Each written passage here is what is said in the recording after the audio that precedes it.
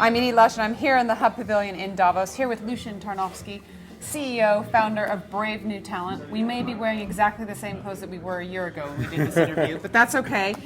Tell me what the last year has brought for you. Since we last spoke in Davos a year ago, what's happened to BraveNewTalent? It's been pretty cool, really cool. I've learned a lot, number one, but we raised VC funding from Northsame, and that's really changed the game for the business. It's like nitro in the business. So we started last year with 8 people, full time, just in the UK.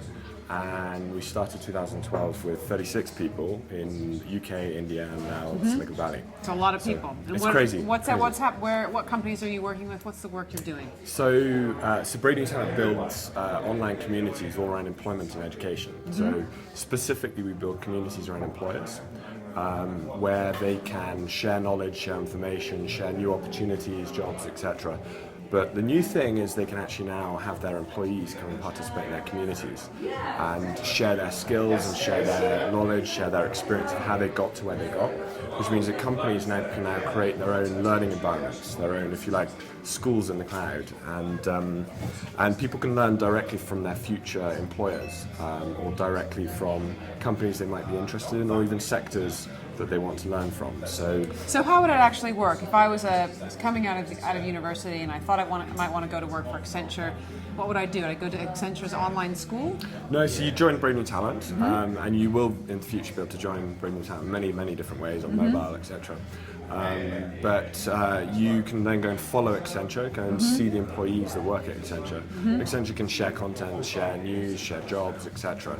And they can then see your professional profile and they can recruit from you, which means that Accenture can actually directly engage one-to-one with you once you're inside their community.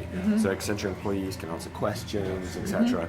And they can see your profile, which means they can recruit you without going to job boards or recruitment consultants or even the milk round. I mean, BraveNewTalent's no longer just for graduates. We've got people of all different ages using it. Mainly our target group is sort of under the age of 30.